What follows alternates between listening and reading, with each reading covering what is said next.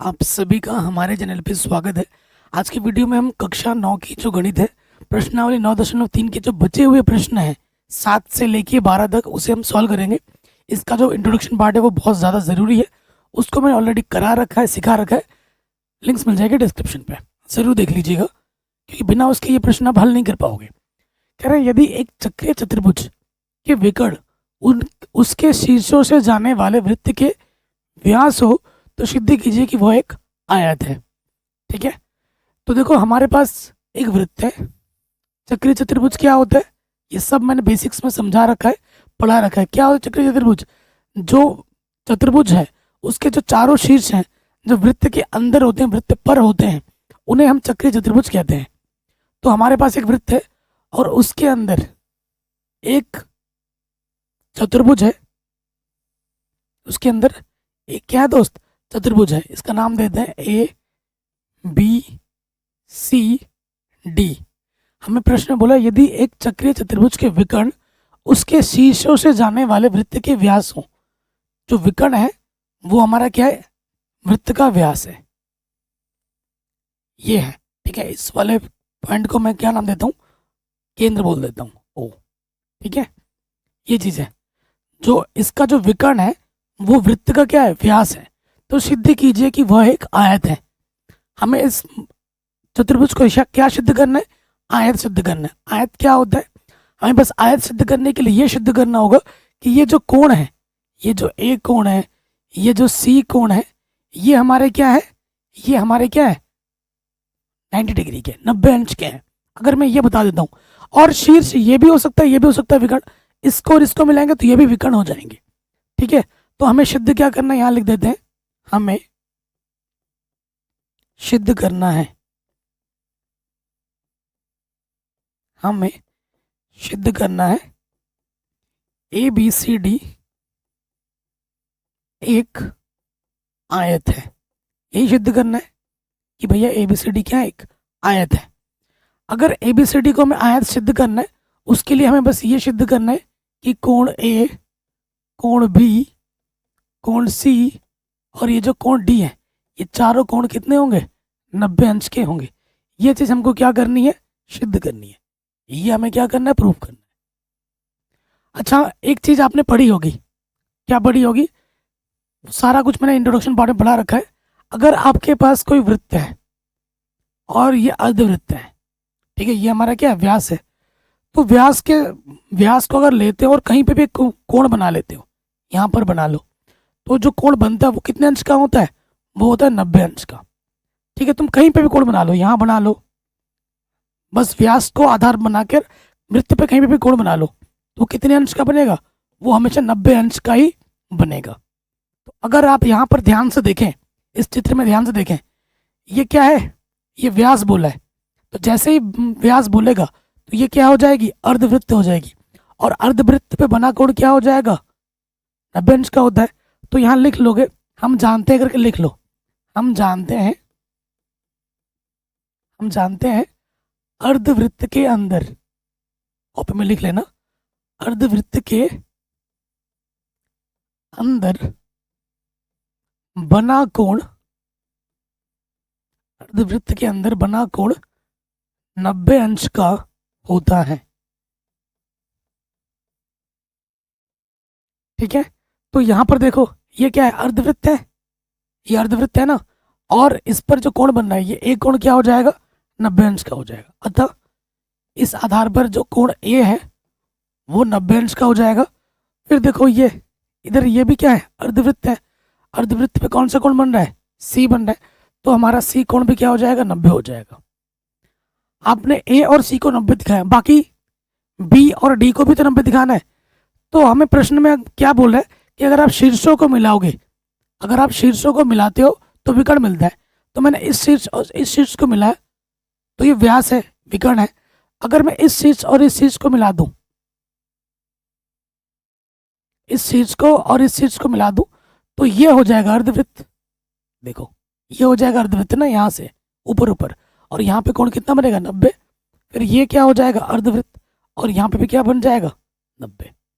ठीक है, तो यहाँ लिख देंगे ए सी को AC को व्यास मानने पर, अगर AC को मैं व्यास मान लूंगा तो इधर एक अर्धवृत्त बन जाएगा और इधर एक अर्धवृत्त बन जाएगा, और अर्धवृत्त पे बना कोण कितने अंश का होता है? 90 अंश का होता है। तो यहाँ से हमारा जो कोण D है वो आ जाएगा 90 का, और यहाँ से कोण जो B है वो आ जाएगा 90 का। ठीक है, इसको समीकरण 1 बोल लो, इसको समीकरण 2 बोल लो। अतः समीकरण 1 व 2 से चारों कोण 90 अंश के आ गए, तो अब ये बोल देंगे कि ABCD एक क्या है? आयत है। एग्जाम में बिल्कुल इसी तरीके से लिखना है, सबसे आसान एक्सप्लेनेशन है। बताइए कोई डाउट या कोई दिक्कत नहीं होगी? मैंने हर चीज आपको बता के बना के समझाया है आराम से। अब आते हैं अगले प्रश्न में। ठीक है, अगला प्रश्न क्या बोल रहा है? यदि एक समलंब की असमानांतर भुजाएं बराबर हों तो सिद्ध कीजिए कि वह एक चक्रीय चतुर्भुज। तो वो एक चक्रीय है, मतलब वो चक्रीय चतुर्भुज की विशेषता क्या होती है कि आमने सामने के कोणों का जो योगफल है वो 180 होता है। बस हमें ये दिखा अगर देते हैं किसी चतुर्भुज में तो वो क्या होता है? एक चक्रीय चतुर्भुज होता है। तो हमारे पास एक समलंब है, समलंब चतुर्भुज है, समलंब चतुर्भुज है, ये समानांतर है, ये भुजा इस भुजा के क्या है? समानांतर है। यदि एक समलंब की असमांतर भुजाएं बराबर हो, असमांतर भुजाएं ये वाली भुजा और ये वाली भुजा असमांतर है, और ये भुजा क्या दे रखी है? बराबर दे रखी है। ये भुजाएं हमें क्या दे रखी है? बराबर दे रखी है। तो नाम दे देते हैं, इसको मैंने बोलता हूँ, इसको मैंने बोला A, इसको मैंने बोला B, इसको मैंने बोला C, इसको मैंने बोला D। ये भुजा इसके क्या है? समानांतर है, क्योंकि ये कैसा चतुर्भुज है? समलंब है। बना दिया। असमांतर भुजाएं बराबर है, दिया क्या है हमें? प्रश्न में हमें दे रखा है कि जो असमांतर भुजाएं AD इसके बराबर है BC के। ये हमें प्रश्न में बराबर दे रखी है। ठीक है, हमें क्या सिद्ध करना है? तो सिद्ध कीजिए कि वो चक्रीय है। ये जो है ना, ये चक्रीय चतुर्भुज है। ठीक है, हमें सिद्ध करना है, सिद्ध करना है, सिद्ध करना है ABCD एक चक्रीय चतुर्भुज है।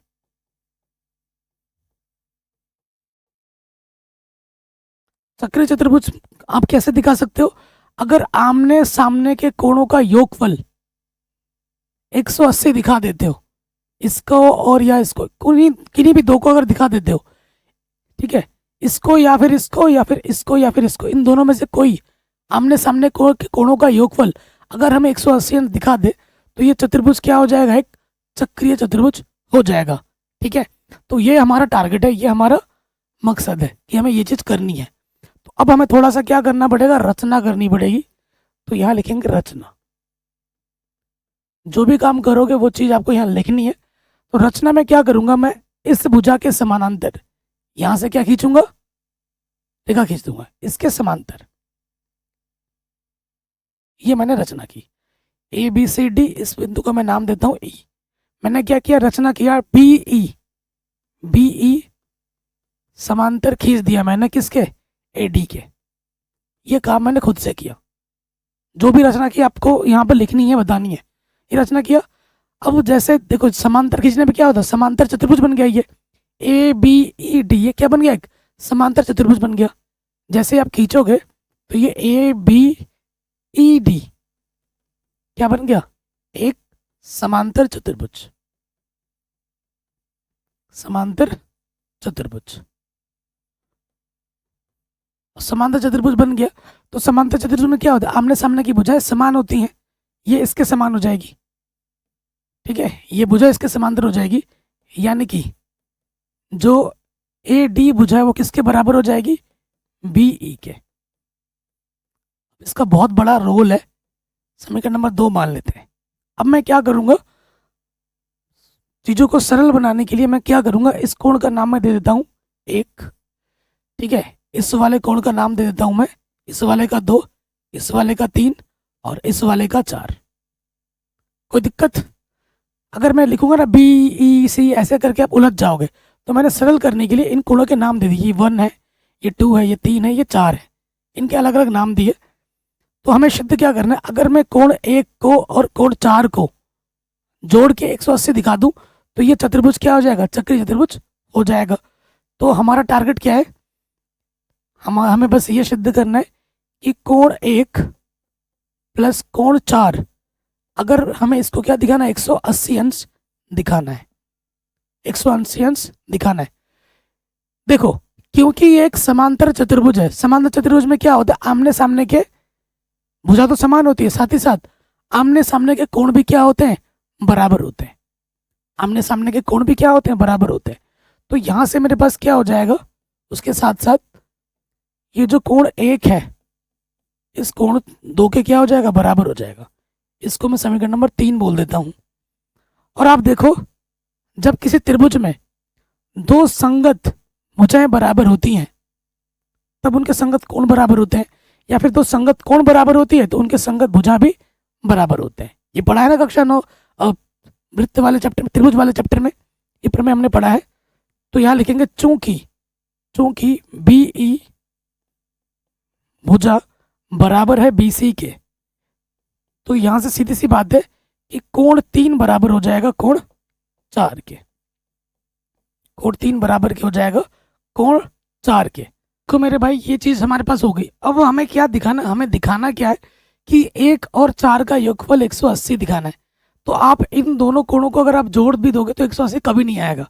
लेकिन अगर आप यहाँ पर ध्यान से देखें, ये क्या है, एक रेखा है, और एक रेखा पे जो कुल कोण बनता है वो कितना बनता है, 180 बनता है। तो यहाँ लिखेंगे चूंकि चूंकि चूंकि कोण 2 व कोण 3 एक रैखिक युग्म है। ये क्या है, एक रैखिक युग्म है, ठीक है।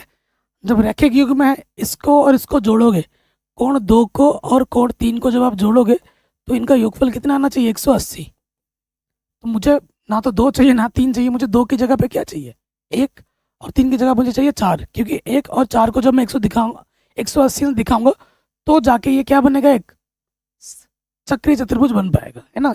आमने सामने के कोणों का योगफल 180 होने पे वो चतुर्भुज क्या होता है, एक चक्रीय चतुर्भुज होता है। तो मैं क्या कर सकता हूँ, देखो 2 की जगह पे क्या रख सकता हूँ, 1, तो यहाँ आ जाएगा 1, और 3 की जगह पे मैं क्या रख सकता हूँ, 4 रख सकता हूँ। हो गया, यही तो प्रूफ करना था, मान रख दिया मैंने यहाँ पर। अतः ए बी सी डी एक चक्रीय चतुर्भुज है, चक्रीय चतुर्भुज है, यही हमको सिद्ध करना था। कोई डाउट, कोई दिक्कत नहीं होगी। प्लीज आपसे रिक्वेस्ट है, कहीं पे भी समझ में ना आए तो एक बार दोबारा देखिए, और हाँ, जब कॉपी में खुद बनाओगे एक बार देखने के बाद, तभी दिमाग पे पूरा पूरा घुसेगा, ठीक है। चलिए अगले प्रश्न में आ जाते हैं। शानदार क्वेश्चन है। यहाँ क्वेश्चन अगर जब देखोगे ना तो आपको थोड़ा खिचड़ी लग रहा होगा इस प्रश्न में, लेकिन है बड़ा आसान। ध्यान से देखिएगा। कह रहे हैं दो वृत्तों को बिंदुओं बी और सी पर प्रतिच्छेद कर दे। बी से जाने वाले दो रेखाखंड A B D P P Q वृत्तों को ए और डी पी क्यू पर क्रमशः यहाँ पर प्रतिच्छेद करते हुए दिखाए गए हैं। सिद्ध कीजिए कि जो ए सी पी कोण है, कहाँ है ए सी पी कोण, ए सी पी, ये वाला जो कोण है वो बराबर है क्यू सी डी के, क्यू सी डी के, इस वाले कोण के बराबर है। तो सबसे पहले देखो, जो हमने सीख रखा है, क्या सीख रखा है हम जानते हैं, ये सब इससे पार्ट 1 में मैंने आपको पढ़ा रखा है कि अगर आपके पास एक वृत्तखंड है और उस वृत्तखंड से आप अलग अलग कोण बना रहे, एक कोण यहाँ बन गया ये वाला, और इसी वृत्तखंड से एक कोण आपने यहाँ बना दिया, तो समान वृत्तखंड से जितने भी कोण आप वृत्त के ऊपर बनाओगे वो सारे कोण आपस में क्या होते हैं, बराबर होते हैं। ये प्रमेय है। इस प्रमेय का हम क्या करेंगे, प्रयोग करेंगे। तो लिखेंगे हम जानते हैं चूंकि समान वृत्तखंड पर बना कोण समान वृत्तखंड पर बना कोण समान होता है। ठीक है, ये इतना लिख देना। उसके बाद देखो इसका प्रयोग क्या होगा, एकदम सिंपल हो जाएगा। यहाँ से देखो, अगर मैं इसको मिला दूँ समान वृत्तखंड, इससे इसको मिला देता हूँ, ए से पी को मिलाया और डी से क्यू को मिलाया, ये समान वृत्तखंड है। इस पे देखो कौन सा कोण बन पा रहा है। देखो यहाँ से जब आप मिलाओगे ए, ये वाला जो कोण है, ठीक है, और उसके बाद समान वृत्तखंड दिख रहा है आपको, यहाँ से लाल से लिया ना हमने यहाँ से, और ये वाला जो कोण है वो आपस में क्या हो जाएंगे, बराबर हो जाएंगे। तो यहाँ से हम क्या लिख सकते हैं, हमारा समान वृत्तखंड क्या है, इस वाले में ले रहे हैं ए पी, तो यहाँ से क्या हो जाएगा, कैसे लिखोगे, पी बी ए, जो कोण हमारा है पी पी बी ए, ठीक है, किसके बराबर होगा, ए सी पी के। तो मैं इसको लिख सकता हूं कैसे,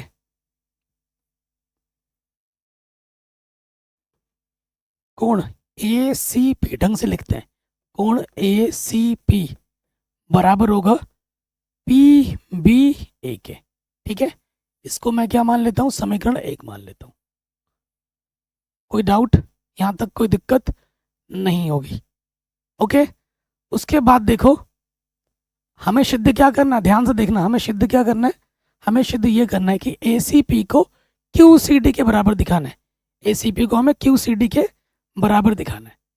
उसके बाद देखो यहाँ पर क्या हो जाएगा, क्योंकि अब यहाँ से देखो ये हमने इसको मिलाया, डी क्यू को मिलाया, तो डी क्यू को जब मिलाएंगे यहाँ पे जो कोण बन रहा है, ये चीज, ये वाला जो कोण है, कैसे लिख सकते हैं इसको, क्यू सी डी। ठीक है, यहाँ लिख देते हैं Q C D. Q C D जो कोण है वो बराबर होगा किसके, क्यू बी डी के। किसके बराबर होगा, क्यू बी डी के, ये इसके बराबर होगा। समीकरण नंबर 2। ठीक है, समझ में आ गया, ये समान वृत्तखंड है, इधर पे जो कोण बनेगा और इधर पे जो कोण बनेगा, ये वाला कोण और ये वाला कोण आपस में बराबर होंगे। ठीक है, लेकिन हमें प्रूफ क्या करना है, ए सी पी को किसको बराबर दिखाना, क्यू सी डी, ये कोण और इस कोण को बराबर दिखाना है। तो बराबर तभी आ पाएगा जब ये चीज इसके बराबर हो, ये वाला कोण इसके बराबर हो, है ना। तो वो चीज कहाँ से हो पाएगी, वो चीज यहाँ से हो पाएगी। देखो ये जो रेखा गई है इधर और ये जो रेखा गई है ये कट कर रही है, तो इसके सामने के जो कोण होते हैं शीर्षाभिमुख कोण, आपस में क्या होते हैं, बराबर। ये वाला कोण इस कोण के क्या होगा, बराबर होगा। तो मैं यहाँ लिख सकता हूँ चूंकि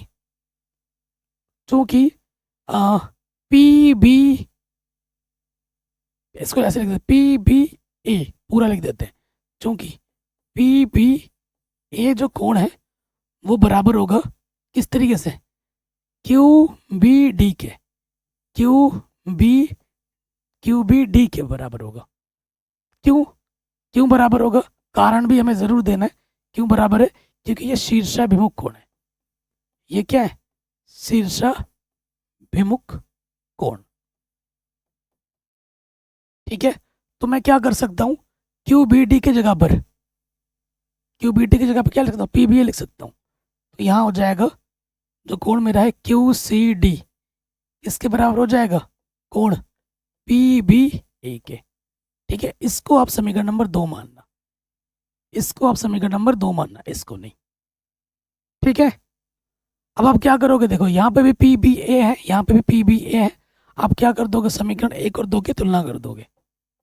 समीकरण 1 व 2 से हमें क्या करनी है, तुलना। ये चीज और ये चीज बराबर है, तो ये चीज और ये चीज आपस में बराबर आ जाएगी। कोण ए सी पी बराबर आ जाएगा क्यू सी डी के, और यही हमें क्या करना था, सिद्ध करना था।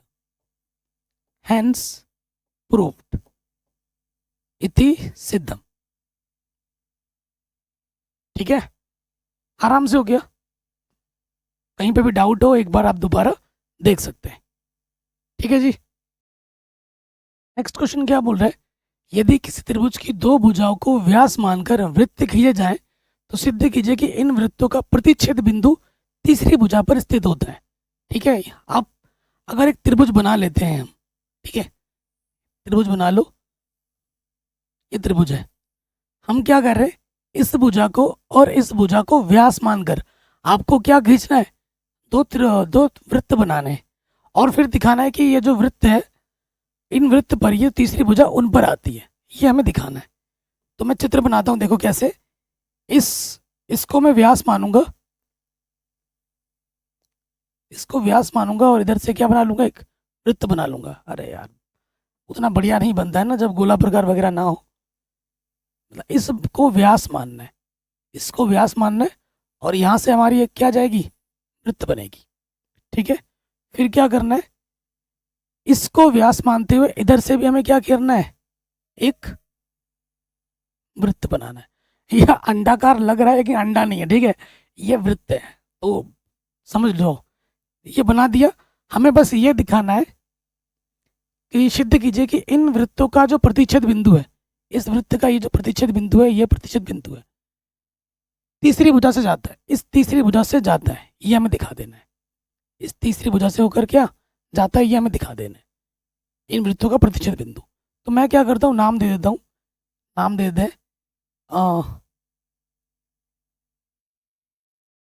तो इसका पहले वृत्त का नाम दे दिया मैंने, ए बी सी। ठीक है, ए बी सी। इस बिंदु का नाम दे देते हैं डी, इस बिंदु का नाम मैंने क्या दे दिया, डी।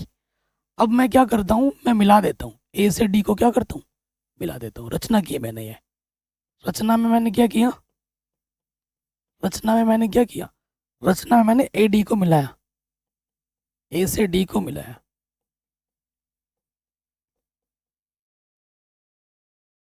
देखो, ए से डी को मिला है। अगर आप, हमें एक सिद्ध क्या करना है कि इन वृत्तों का जो प्रतिच्छेद बिंदु है वो तीसरी रेखा पर, ये सिद्ध करना है।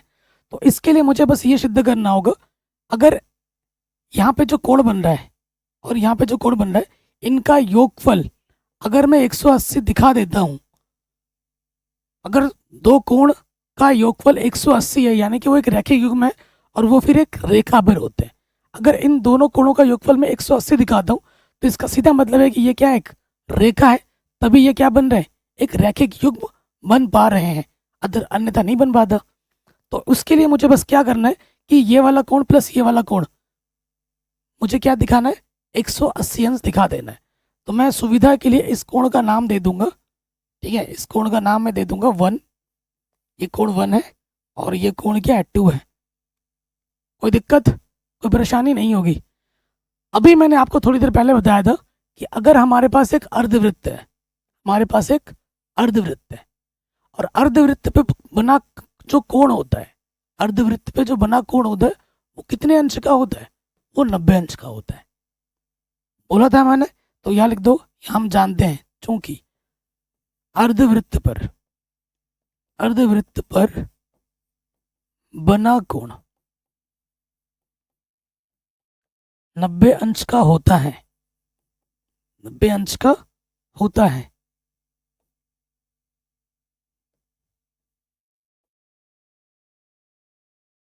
ठीक है, तो अब क्या हो जाएगा, आप देखो ये लाल वाले में देखो, ये क्या है हमारी, ये व्यास है, और व्यास पे यहाँ पे ये जो कोण बन रहा है, ये क्या है, अर्धवृत्त पे ये कोण बन रहा है ना, तो ये कितने अंश का होगा, कोण 1 कितने अंश का हो, 90 अंश का होगा। समीकरण नंबर 1। ठीक है, उसी तरीके से यहाँ पे आ जाओ, ये वाले में ये क्या है, व्यास है, और इधर जैसे ये व्यास हो जाएगा, ये इधर वाला पार्ट अर्धवृत्त हो जाएगा, यहाँ से लेकर ये क्या है, एक अर्धवृत्त है, यहाँ से लेकर यहाँ तक अर्धवृत्त है। और अर्धवृत्त पे बना जो कोण होता है वो कितना होता है, 90 अंश का होता है। तो कोण 2 भी कितना हो गया, 90 अंश का। समीकरण नंबर 2, हमें क्या करना है, समीकरण 1 को और 2 को जोड़ देना है। 1 + 2 कितना आ जाएगा, 90 + 90। तो कोण 1 + कोण 2 कितना हो गया, 180, अर्थात रैखिक युग्म है,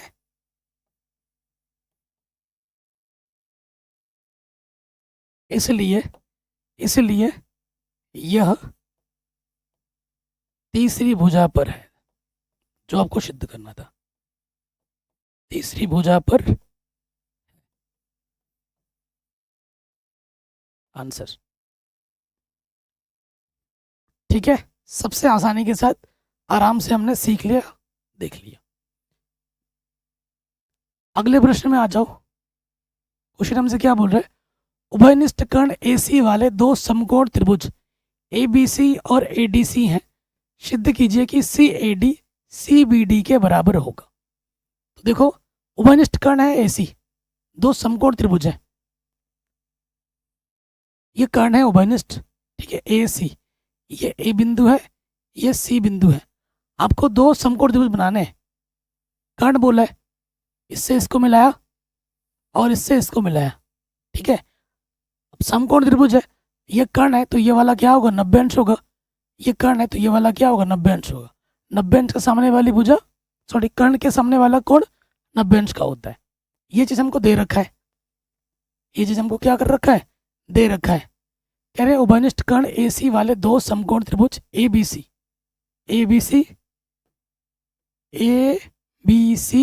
और है A, यहाँ पे आ जाएगा DC है। तो सिद्ध कीजिए कि जो CAD कोण है, CAD,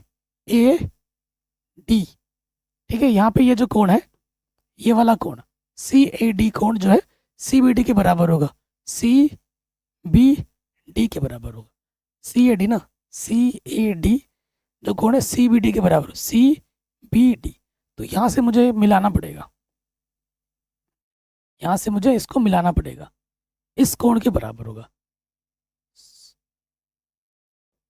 CBD इसके बराबर होगा, ये वाला कोण इस वाले कोण के बराबर होगा, ये कोण इस वाले कोण के क्या होगा, बराबर होगा। ये हमें सिद्ध करना है। चित्र समझ गए आप।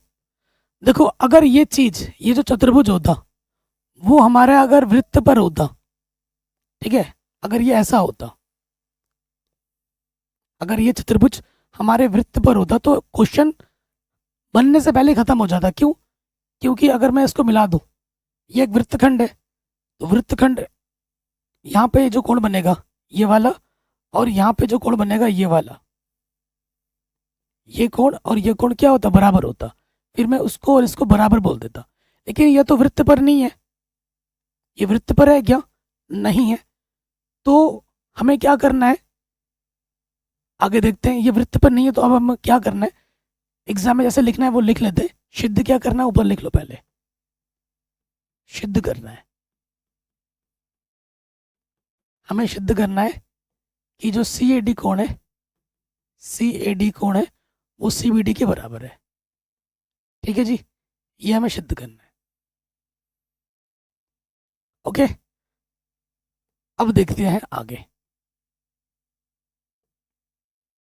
इस कोण को और इस वाले कोण को, CAD को, CAD इस वाले कोण को, और CBD इस वाले कोण को हमें क्या दिखाना है, बराबर दिखाना है। गाइस, तो अब हम क्या करते हैं, मैं इस वाले कोण को बोल देता हूँ ये 1 कोण है और ये 2 कोण है, जो कि हमें शुद्ध करना है। हमें सिद्ध क्या करना है कि जो कोण 1 है कोण 2 के बराबर है, ये चीज़ हमको सिद्ध करनी है। ठीक, हमारे पास क्या है, दिया क्या है प्रश्न में, हमें दे रखा है, देखो समकोण त्रिभुज था तो कोण B हमारे पास क्या था, 90 था। कोण B हमारे पास 90 था। उसके बाद ये वाला समकोण था तो कोण D हमारे पास क्या था, 90 था। कोण D हमारे पास 90 था। मैं क्या करता हूँ, समीकरण 1 और 2 को जोड़ देता हूँ।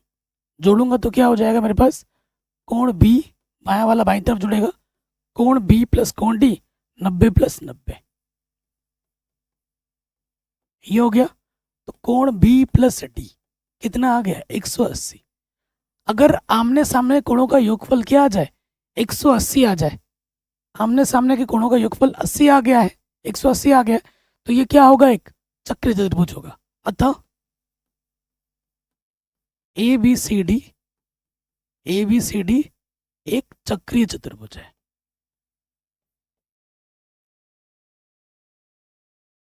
ABCD क्या है मेरे भाइयों, एक चक्रीय चतुर्भुज है। अब जब ये चक्रीय चतुर्भुज है, चक्रीय चतुर्भुज क्या होता है, ऐसा चतुर्भुज जो वृत्त पर हो और जिसके आमने सामने के कोणों का योगफल क्या हो, 180 हो। आमने सामने के कोण का योगफल आ गया। तो अगर मैं इसके ऊपर से एक वृत्त अज्यूम करूं कि ये वृत्त पर है, मान लेते हैं, क्योंकि 180 अंश तो दिखा दिया ना, इसके और इसके कोणों का योगफल टोटल क्या दिखा दिया, 180। तो सेम सेगमेंट, यह हमारा सेम सेगमेंट है, यहाँ 1 कोण है, यहाँ 2 कोण है। तो सेम सेगमेंट पे जो बने कोण होते हैं वो क्या होते हैं, समान होते हैं। ठीक है, तो यहाँ लिख देंगे चूंकि समान वृत्तखंड पर बना कोण समान होता है, क्योंकि इसको हमने चक्रीय चतुर्भुज दिखा दिया ना, तो इस नियम का हम प्रयोग कर सकते हैं। तो इस आधार पे क्या हो जाएगा, कोण 1 बराबर हो जाएगा कोण 2 के, अर्थात कोण हमारे पास जो कोण CAD है, CAD जो होगा वो बराबर हो जाएगा कोण CBD के। यही हमें क्या करना था, सिद्ध करना था। यही हमको क्या करना था, सिद्ध करना था। आराम से बन गया। आखिरी प्रश्न पे हम आ जाते। ठीक है, बहुत शानदार और इजी प्रश्न है। कह रहे सिद्ध कीजिए कि चक्रीय समांतर चतुर्भुज आयत होता है। ठीक है, चक्रीय भी बोला है और समांतर चतुर्भुज भी बोला है। ठीक है, ध्यान से रखिए, हमारे पास एक समांतर चतुर्भुज है। समांतर चतुर्भुज क्या होता है, ऐसा चतुर्भुज जिसके आमने सामने की भुजाएं समांतर होती है और समान होती है। ठीक है, ये चीज हमको दे रखी है, नाम दे दो इसका नाम देते हैं ABCD। तो हमें क्या दिखाना, आयत दिखाना है। आयत दिखाने के लिए हमें बस ये दिखाना होगा कि ये क्या है, चारों कोण ABCD 90 अंश के। ठीक है, हमें सिद्ध करना है, हमें ये दे रखा है ना, चूंकि ABCD एक चक्रीय समांतर चतुर्भुज है। ये हमें प्रश्न में दे रखा है। तो इसका मतलब क्या है, समांतर चतुर्भुज में क्या होता है कि आमने सामने के कोण भी समान होते हैं। भुजा तो समान होती है, कोण भी समान होते हैं। तो जो कोण A है वो कोण C के बराबर है। ठीक है, उसके साथ साथ कोण जो B है वो D के बराबर होता है। कोण B D के बराबर होता है। अरे अच्छा, इनको अगर मैं नाम दे दूं, सिंपली मैं नाम दे देता हूँ, इसको मैं 1 बोलता हूँ, इसको 2 बोल देता हूँ, इसको 3 बोल देता हूँ, इसको 4 बोल देता हूँ। ठीक है, ये चीज़ तो हमारे पास है ही है। ठीक है, अगर इसको मैं प्रॉपर वे में लिख के दिखाऊं आसान तरीके से, तो मेरे पास क्या है कि कोण 1 बराबर है कोण 3 के। ठीक है, और कोण 2 बराबर है कोण 4 के। अगर आसान शब्दों में लिखें तो समीकरण 1, ये समीकरण नंबर 2 हो गया। ठीक है, हमें सिद्ध क्या करना है, हमें सिद्ध करना है, क्या सिद्ध करना है, ABCD एक आयत है। ABCD क्या है, एक आयत। उसके लिए मुझे बस ये दिखाना होगा कि A कोण, B कोण, C कोण, D कोण कितने हैं, कितने अंश के हैं, 90 अंश के। ये मुझे सिद्ध करके दिखाना है। ठीक है, हमें प्रश्न में ये बोल रखा है कि ये एक चक्रीय चतुर्भुज है। चूंकि यह चक्रीय चतुर्भुज है, चक्रीय चतुर्भुज में क्या होता है, आमने सामने के कोण A प्लस C, कोण A प्लस कोण C, इनका जो योगफल होगा किसके बराबर होगा, 180 अंश के बराबर होगा। आमने सामने के कोणों का योगफल क्या होता है, 180 होता है। ठीक है, तो देखो मैं क्या कर सकता हूँ, A किसके बराबर है, C के बराबर है, तो A की जगह पे मैं क्या रख सकता हूँ, C रख सकता हूँ। तो ये C का दुगना हो जाएगा, कोण C 2 कोण C 180, 2 गुणे में 2 नंबर 18, 0, कोण C आ जाएगा 90 डिग्री। कोण C हमारा 90, तो कोण A भी क्या हो जाएगा, 90 हो जाएगा। क्योंकि कोण A C के बराबर है, तो कोण A भी क्या हो जाएगा, 90 हो जाएगा। तो A को दिखा दिया 90, C को भी दिखा दिया 90। इसी प्रकार पूरा करने की ज़रूरत नहीं है, इसी प्रकार लिख दो। इसी प्रकार बी कोण और डी कोण को जोड़ोगे तो भी 180 आएगा। आमने सामने के कोणों का योगफल 180 होता है, एक चक्रीय बोल है, तो दिखाने की ज़रूरत नहीं है, इसी प्रकार ऐसे छोड़ देना। कोण बी और डी, कोण बी बराबर डी, ये भी कितना हो जाएगा, 90 हो जाएगा। अतः ए बी सी डी एक आयत है, या बोल दो के